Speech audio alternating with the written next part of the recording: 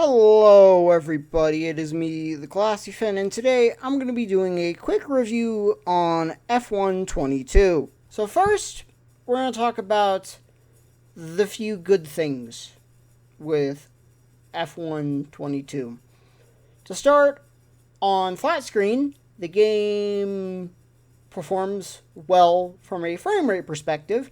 When I was playing on flat screen, I had no frame rate issues at all. And it also looks good on flat screen. As when I played and I had it set all to the default settings on flat screen, I had no graphical issues, had no performance issues on flat screen. And finally, with the good, is the controller. The game plays really good on a controller. And I would say it plays best, honestly, on a controller and on a TV or a monitor of some sort. And also, handling wise, I had no issues with it. Now, on to the bad. And for this first part, I need to mention something. I do not have a Quest 2. I got a Quest 1 literally a few months before they announced the Quest 2. And when I got my Quest 1, I wasn't even aware that the Quest 2 was in the works. But that does not excuse how awful the game looks on it. Especially considering on the same Quest 1 that I played F122 on, I have played iRacing, Assetto Corsa Competizione, Dirt Rally 1 and 2, and like even Automobilista 2 and Race Room, all in the same Quest 1 that I played F122 on, and they all looked far better on the Quest 1 than F122 did. F122 on lower end HMDs is graphically unplayable. Like, it is so blurry that you can't even really see what's what on the track. And messing with settings didn't fix anything. Next is audio, and there is only two real things I have with the audio. The first is a nitpick, and that is there's only like 2 songs on the entire licensed soundtrack I actually like and enjoy listening to. The second one is big. The audio would randomly freak out for me and would just start cutting out for no apparent reason. And it would do it for extended periods of time, and it'd be doing it while I was driving, in menus, just everywhere. And that's unacceptable. Why is this an issue? And the other thing with it, though, it happens when I tab out. So like I would tab out to start recording some gameplay, and then I'd tab back in and the audio would be glitched out and just cutting out all over the place. After that is how the game plays on a wheel, which there's a reason I specifically mentioned that it's good on a controller. And that is because you can play on a wheel, it sucks. Just straight up, it's just not fun on a wheel. Just things don't make sense. Like, well, I understand for the single seaters, the rotation limit being 540 degrees. Why can't I use 900 degrees if I want to? And I don't care if I just want to have fun. And I really don't care about having realistic steering angle or steering lock. And you also have the supercars, which have a higher steering angle than the F1 cars. So it would actually kind of make sense that you can go above 540 degrees of rotation. And if I want to use the full 900 degrees that my G29 has, I should be allowed to do that. It shouldn't be locked purely because my F1 cars don't have it. The older games like F1 2020 and 2019, 2018, I can go crank the max steering rotation to 900 degrees and it's fine. It's fine, doesn't take anything away from the game. And also the other thing, I kind of don't like having to go and enable the steering lock in my G Hub because I don't just play F1.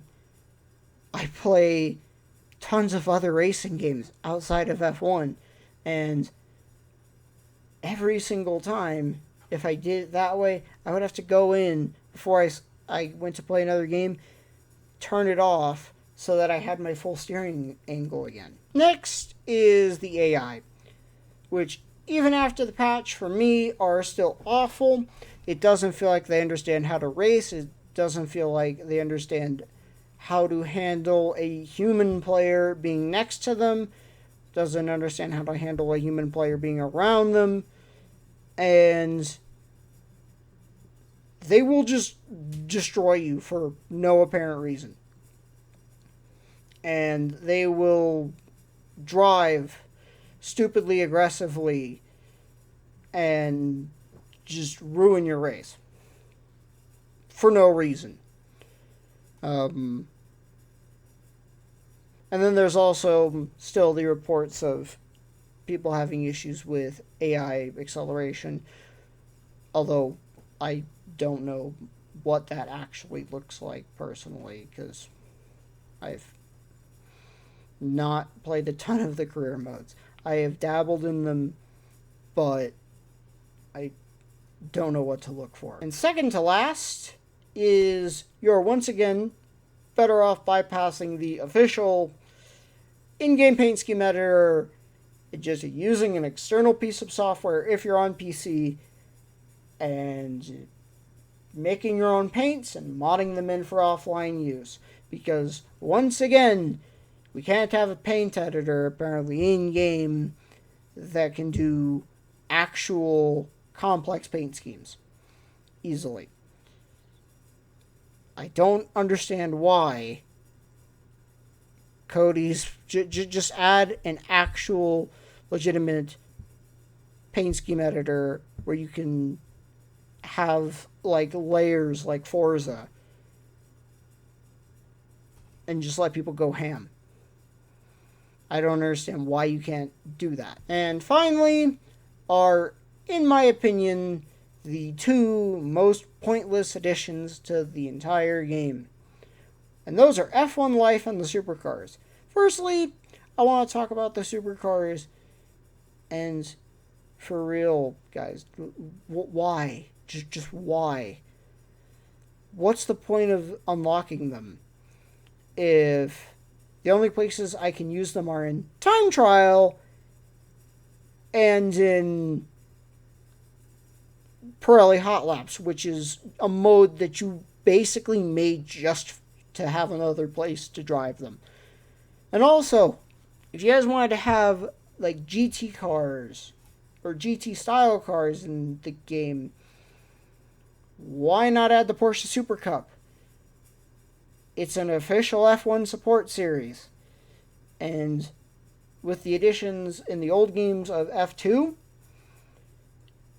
and the fact that you can race F2 online, and F1 doesn't have a problem with that, why not just add Porsche Super Cup, which is an official support series for F1, because then F1 would probably be a lot more lenient on allowing people to use Porsche Super Cup cars online in time trial. You could probably let people use them in GP mode, and there's some cool stuff you could add to the back of the box to go with all your other marketing bullet points, like the only official game with the fully officially licensed Porsche Super Cup season, the only game with the full officially licensed Porsche Super Cup grid, the only game with a fully officially licensed Porsche Super Cup My Team mode. Imagine having Porsche Super Cup My Team. Yeah, you might not have all the car development, but you still have all the cool driver development things. And hey, there's another reason to have a nice paint editor that can do actually complex things, because then people can make their own custom cars that look really nice and fit in with the grid. And Porsche Super Cup Online might actually be a good option for people who want a more forgiving car to drive online.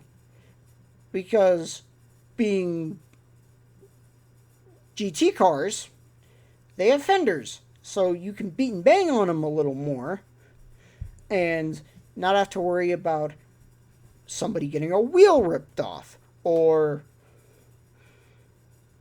somebody, taking your front wing off. Also, honestly, the supercars just feel way too slidey.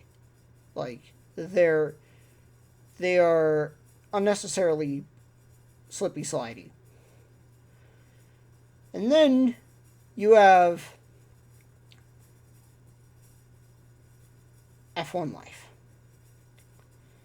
which is literally just menu couches, your pointless supercars in all these different rooms, and a bunch of clothing that you're not going to see really ever outside of the menus and the multiplayer lobby, like the multiplayer waiting lobby thing. Which also, all F1 Life is just adding random customization and couches into the main menu. My final verdict for F122 is a 5 out of 10, as it does nothing to make me want to play past the 10-hour EA Play trial I got and actually buy the game. And honestly, I'll be staying on the older F1 games, as, for me at least, they're not as buggy as F122 has been, and they actually do what they're supposed to. Focus on the part of the game that actually matters, and that is driving F1 cars. So, that's going to be all from me for now. Thank you guys all for watching. Hope you guys all enjoyed. And if you did, please remember to like, comment, and subscribe. And as always, thank you so much for supporting my channel. And bye for now. Peace.